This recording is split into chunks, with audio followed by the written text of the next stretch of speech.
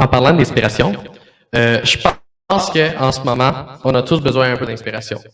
On va d'abord inviter quelqu'un qui peut inspirer toute la jeunesse en ce moment. On va m'appeler Monsieur Doudou Souto, de venir avec une maîtrise en sociologie, de passer en avant avec nous. Merci.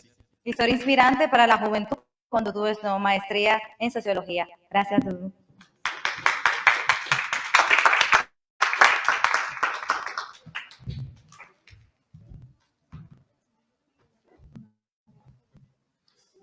Hola todo el mundo. Bonjour tout le monde. Je vous présente Doudou Sow. Je suis expert en intégration professionnelle et gestion de la diversité interculturelle. Je tiens d'abord à remercier Alexandra Regaldo ainsi que toute son équipe pour ce geste inclusif qui traduit l'esprit de l'organisation, mais aussi qui traduit également l'état d'esprit dans lequel on se trouve dans la société québécoise et canadienne. Je suis vraiment honoré de cette invitation qui revêt une importance capitale à plusieurs titres.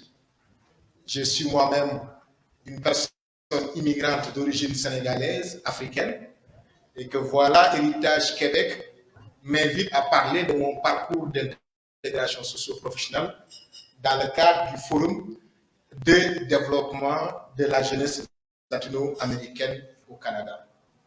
C'est un geste très intéressant, très important. Vous parlez tout à l'heure d'inspiration, mais vous aussi, vous êtes un modèle d'inspiration. Et je vous en remercie vivement.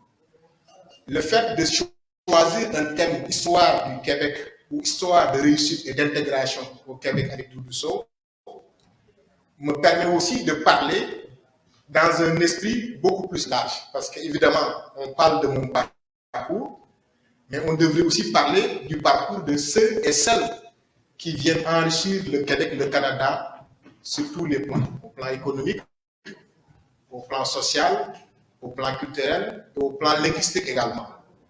Et c'est important en fait de parler aussi d'un message d'espoir pour cette jeunesse. Cette jeunesse qui est dynamique, mais cette jeunesse aussi qui est motivée. Cette jeunesse également qui aussi est l'histoire et en même temps aussi l'avenir également d'un peuple. Et cette réalité est une réalité mondiale parce que dans tous les pays du monde, la jeunesse incarne justement l'avenir.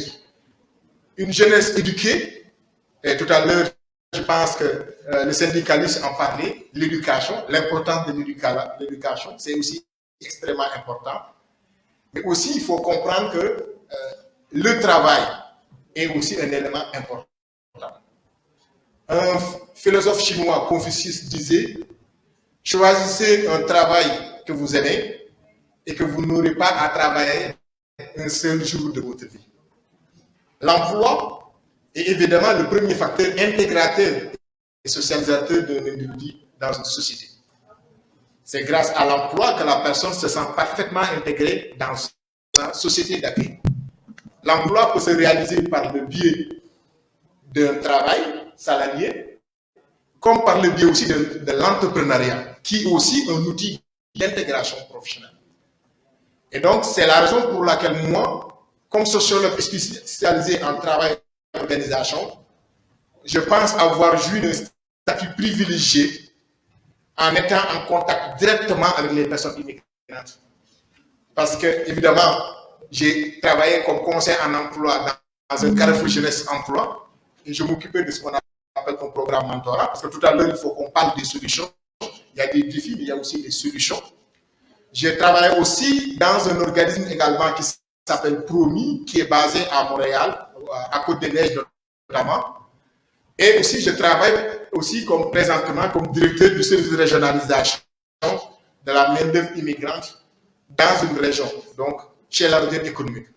Vous voyez donc que j'ai un profil polyvalent, une expérience différente qui me permet de pouvoir suivre l'évolution de l'intégration et de l'immigration dans la société québécoise et canadienne.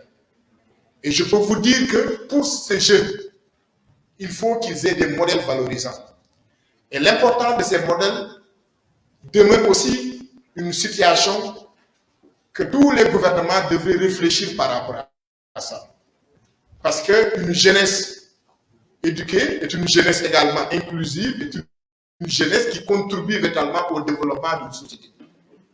Et donc, je peux en parler parce qu'également, on est jeune aussi dans notre vie, même si maintenant, j'approche la cinquantaine, mais j'étais, merci beaucoup, merci beaucoup, j'ai aussi, en fait, été toujours actif dans le milieu associatif, dans l'association aussi des étudiants, lorsque j'étais en France, parce que j'ai passé une partie de mes études en France, où je n'ai pas terminé mon doctorat en sociologie, mais où justement, j'étais très actif en défendant aussi les droits et les devoirs aussi des personnes qui viennent aussi d'ailleurs. Donc, c'est une continuité ici au Québec, au Canada, que je puisse occuper un poste de conseiller en emploi, mais d'avoir été aussi inspiré pour publier plusieurs livres, en fait, parce que j'ai publié 4 livres sur l'intégration professionnelle des personnes immigrantes. Et d'ailleurs, à ce titre, j'ai remis à Alexandra Regaldo les exemplaires des 4 ouvrages.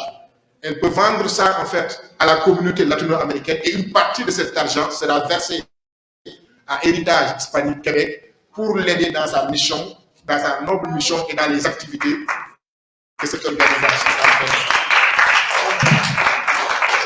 Je disais aussi que pour ce qui est également des modèles valorisants, il y a un programme qui s'appelle le programme Mentorat. Parce que les jeunes, quand ils arrivent, ils ont besoin d'avoir des repères.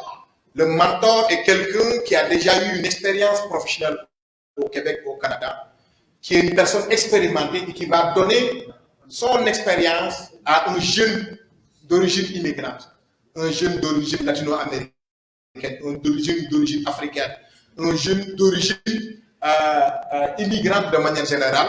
Et ce jeune va dire, par exemple, à Margarita, comment il a réussi à trouver un emploi, comment aussi il a réussi à contourner certaines barrières, certains obstacles. Parce que les barrières, les obstacles, on va les trouver sur notre chemin. Ce qui est important, c'est de voir comment ces personnes qui ont eu des difficultés ont réussi à trouver une place au sein de la société québécoise et canadienne.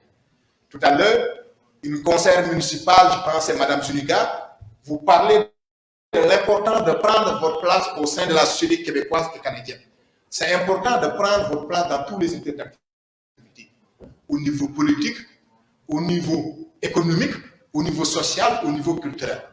Et que vous puissiez prendre votre place, il faut que vous écoutiez aussi les personnes qui ont eu véritablement un parcours. Le parcours peut être difficile, mais je dis souvent, les personnes négatives, il faut les écouter, mais il ne faut pas les entendre. Parce que celui qui a un parcours difficile va vous exprimer sa situation. Mais celui qui est aussi une personne positive va vous dire, voici les obstacles auxquels j'ai été confronté et voici comment j'ai réussi à contourner ces obstacles. Parce que la vie également n'est pas un fleuve si tranquille. On a des moments de haut, on a des moments où ça ne va pas. Et on a besoin, quand ça ne va pas, d'aller voir quelqu'un qui a eu à réussir son parcours pour lui demander des conseils. Les conseils en emploi sont là. Mais aussi, l'association hispanique, Héritage Hispanique Québec aussi, est là aussi pour montrer les modèles. Parce que les modèles valorisants sont importants aussi à mettre en exergue. Pour une raison simple. Nos communautés, la communauté latino-américaine, la communauté africaine, la communauté noire de manière générale, a besoin également d'avoir aussi des modèles et aussi de démontrer que malgré les difficultés, il y a des personnes qui sont là et qui ont trouvé de réelles places au niveau de cette société. Pour finir, je vous invite véritablement à garder espoir. Parce que aussi, vous êtes dans un contexte où la pénurie de main-d'œuvre est une réalité. Vous parlez tout à l'heure des difficultés d'emploi pour certaines catégories de la population, c'est une réalité. Mais comme on dit, nécessité fait loi. Présentement, vous êtes dans un contexte où il y a un momentum qui est favorable à l'intégration de toutes les personnes, peu importe leur origine, parce que le Québec, le Canada vit une pénurie de main-d'œuvre. Je vous encouragerai aussi à élargir vos recherches d'emploi à travers toutes les régions du Québec. Montréal, évidemment, est un lieu d'attraction, mais aussi il y a des opportunités d'emploi aussi dans les régions du Québec. Et les régions du Québec sont prêtes aussi à accueillir la diversité, parce que la diversité est une source de richesse enrichissante sur le plan économique, sur le plan social et sur le plan culturel. Muchas gracias por su amable atención.